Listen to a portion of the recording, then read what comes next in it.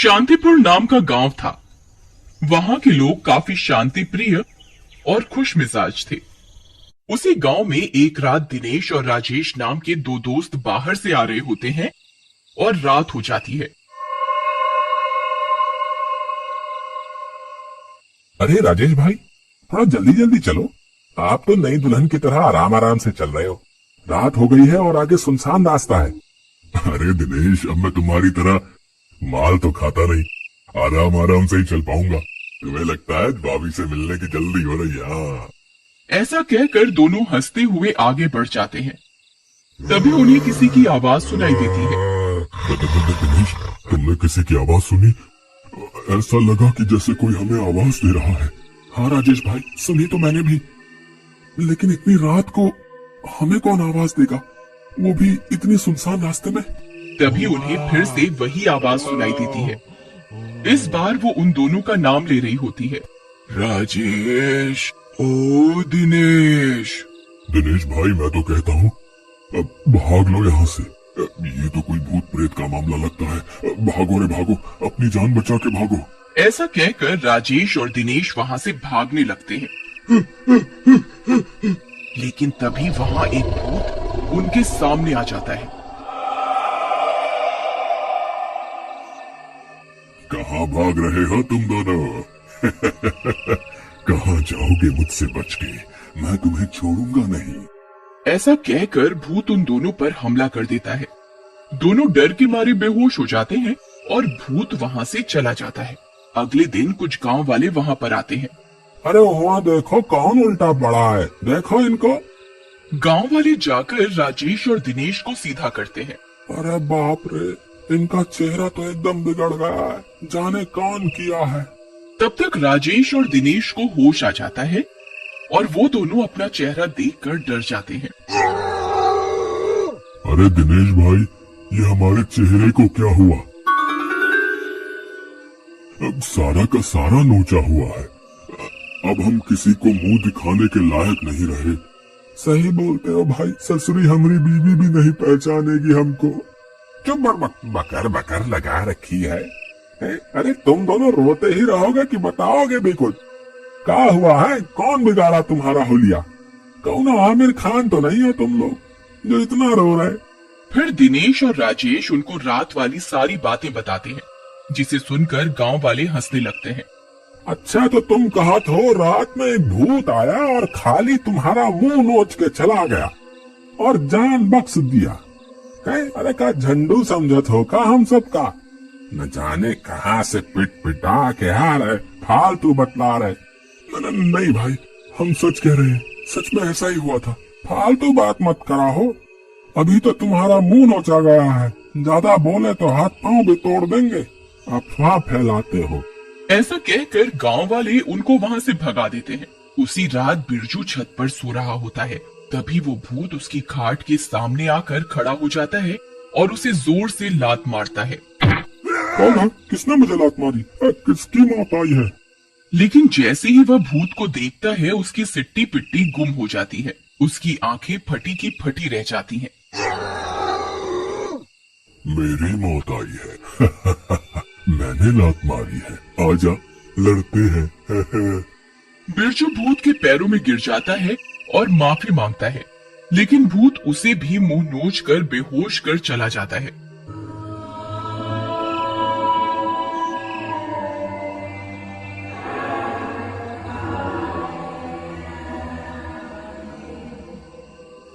अगले दिन बिरजू, दिनेश, राजेश और बाकी के गांव वाले सरपंच के पास जाते हैं और सरपंच को पूरी बात बताते हैं। अरे अब तुम भी बिरजू इन राजेश और दिनेश की बातों में आ गए। ये तो वैसे ही डरपोक है। अरे भूत वूत कुछ नहीं होता।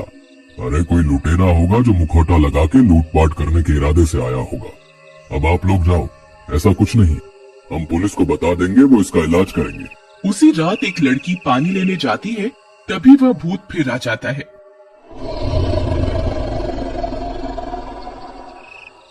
लड़की, थोड़ा सा पानी हमें भी पिला दो। भागो रे भागो, अपनी जान बचा के भागो। ये मुंह नचवा तो फिर आ गया, बचाओ।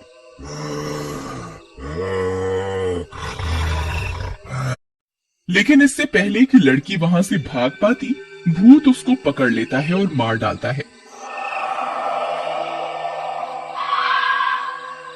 अगली सुबह गांव वालों को उस लड़की की लाश मिलती है।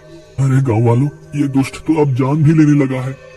लगता है गांव खाली करना पड़ेगा। चुप करो दिनेश, क्या बोले जा रहे हो? अरे हमारा घर है भाई, हमारा गांव है, हम खाली करेंगे? अरे वो जाएगा जो बाहर से आया है, समझे? अब चुप करो, कुछ इलाज ढूंढेंगे मिलकर। गांव वालों, अब तुम सब भी जाओ अपने अपने काम धंधे पर। सारे गांव वाले वहां से चले जाते हैं, लेकिन दिनेश और राजेश चलते चलते बातें करने लगते हैं। राजेश भाई, एक बात बोलूं, ये सरपंच जी हमारी बात का विश्वास क्यों नहीं करते? तुम कुछ भी बोलो, मुझे तो सरपंच पे गुस्सा आता है। बात तो तुम ठीक कह रहे हो दिनेश, लेकिन हम लोग कर क्या सकते हैं? वो सरपंच है, बात तो माननी पड़ेगी उनकी। क्यों ना इन पर नजर रखी जाए, लेकिन हम किसी को बताएंगे नहीं। इसके बाद दोनों सरपंच के घर के बाहर छिपकर बैठ जाते हैं और रात होते ही सरपंच अपने घर से निकलता है और नदी की तरफ जाता है। राजेश और दिनेश भी उसके पीछे पीछे चलने लगते हैं। तभी सरपंच एक जगह रुक जाते हैं और अपने पास से एक डंडी निकालकर जोर जोर से चिल्लाने लगता है। हीम क्लीम मुंह नोचुआ, हीम क्लीम मुंह नोचुआ। तभी वो भूत प्रकट हो जाता है। क्या हुक्म है मेरे आका? बस मेरे गुलाम, जाओ और इस गांव में अपने नाम की दहशत और फैला दो, ताकि ये गांव खाली हो जाए और मैं ये सारी जमीनें बेचकर अमीर हो जाऊं। इसके बाद भूत वहां से चला जाता है और सरपंच भी अपने घर को चल पड़ता है। अरे भाई, तो ये मामला है, ये लोग हम सबकी जमीनें लेना चाहते हैं। इस सरपंच को मैं जिंदा नहीं छोड़ूंगा। अरे राजेश, गुस्सा करके कोई फायदा नहीं है। इस सरपंच के बच्चे को तो हम जब चाहे निपटा देंगे। हमारा असली मुकाबला तो उस भूत से है। हाँ दिनेश भाई, बात तो आप सही कह रहे हो। चलो पहले इस भूत का हिसाब कर लेते हैं, इस सरपंच को बाद में हम देख लेंगे। मेरे जान पहचान के एक साधु बाबा हैं, क्यों ना उनकी मदद ली जाए। चलो उनके ही पास चलते हैं। उसके बाद राजेश और दिनेश साधु के पास पहुंचते हैं। अरे राजेश बेटा, तुम इतनी रात को, क्या बात है? फिर दिनेश और राजेश साधु को सारी बात बताते हैं। देखो राजेश बेटा, उस भूत की सारी शक्ति उस लकड़ी में है जो सरपंच के पास है। अगर वो लकड़ी हमारे पास आ जाए तो हम उस भूत को रोक लेंगे। लेकिन बाबा, वो दुष्ट सरपंच हमें वो लकड़ी क्यों देगा? बेटा, हमने कब कहा कि वो हमें देगा? वो हमें उससे छीननी पड़ेगी और ये काम हमें जल्दी ही करना होगा। उसके बाद तीनों योजना बनाते हैं और योजना के अनुसार अगली रात को वो तीनों भी सरपंच के पीछे चल पड़ते हैं। सरपंच नदी के किनारे पहुंचकर लकड़ी निकालकर फिर से भूत को बुलाता है और उसे फिर से गांव में दहशत फैलाने के लिए भेज देता है। लेकिन वो जैसे ही अपने घर जाने के लिए मुड़ता है, दिनेश उसे जोर से लात मारता है। सरपंच नीचे गिर जाता है और उसके हाथ से लकड़ी दूर गिर जाती है।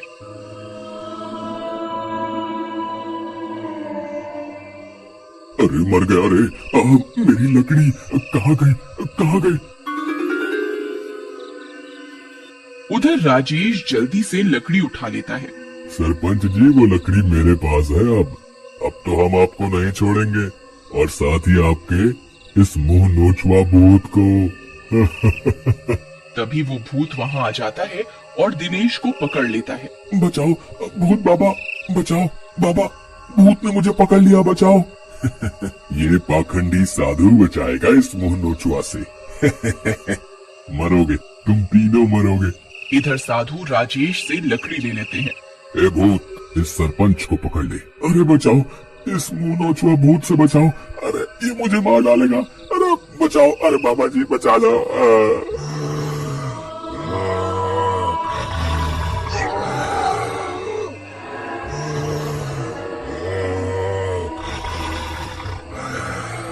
लेकिन साधु भूत को नहीं रोकते। थोड़ी देर में ही भूत सरपंच को मार देता है। उधर साधु बाबा भी अपने मंत्रों की शक्ति से उस लकड़ी को जला देते हैं।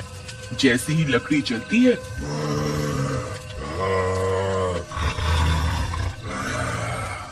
भूत भी जलकर गायब हो जाता है।